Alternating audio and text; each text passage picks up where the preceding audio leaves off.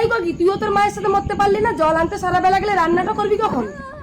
মা, আমি আমার সোনার হাতটা খুঁজে পাচ্ছি না। নিশ্চয়ই এই গগি তোর হাত চুরি করছে। বল কেন চুরি করছিস? এ কি কুণ্ডলা, তুমি মা মরা মেয়েটাকে সবসময় ধরে ধরে মারো কেন? দেখো না, গগি তোমার ছোট মেয়ে সোনার হাত চুরি করেছে।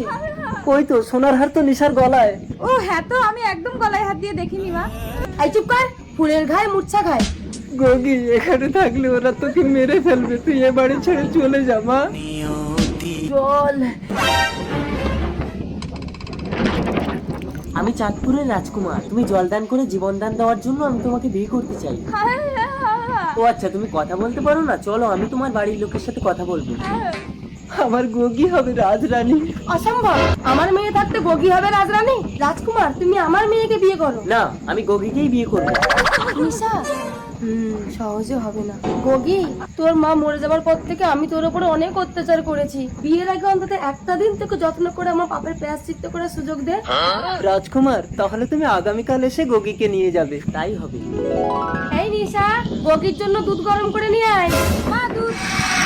খেয়ে নে গগি। কি হলো আমার গগির? গগি, গগি, তোমরা আমার গগিকে বিষ খাইয়ে মেরে দিলে।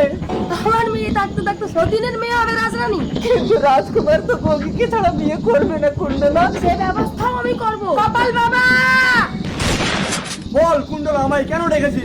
কপাল বাবা, আমার মেয়েকে অবিকল গগির রূপ দিয়ে দাও। কিড়কিড়ি যা, তাড়াতাড়ি রূপ পাল্টে যা। এ কি, আমি তো অবিকল গগির মতো হয়ে গেছি মা। চুপ কর, গগি কথা বলতে পারতো না, তুই কথা বলে রাজকুমার তোকে ধরে ফেলবে। না, এ অন্যায়। কপাল বাবা, আমার স্বামীকে নিয়ে গিয়ে নরবলি দিয়ে দাও। চল, আজ তোকে নরবলি দেবো। বল তোর শেষ ইচ্ছে কি? বাবা, আমার শেষ ইচ্ছে তুমি আমার গগিকে জীবন দান দাও। ওরে আত্মা, ফিরে আয়, মরা মানুষ জেগে যা। চলো গগি, তুমি রাজরানী হয়ে থাকবে। আমি কিন্তু হেঁটে দেবো না রাজকুমার। এ কি, তুমি কথা বলতে পারো? ভালো না মা, আমার গগি।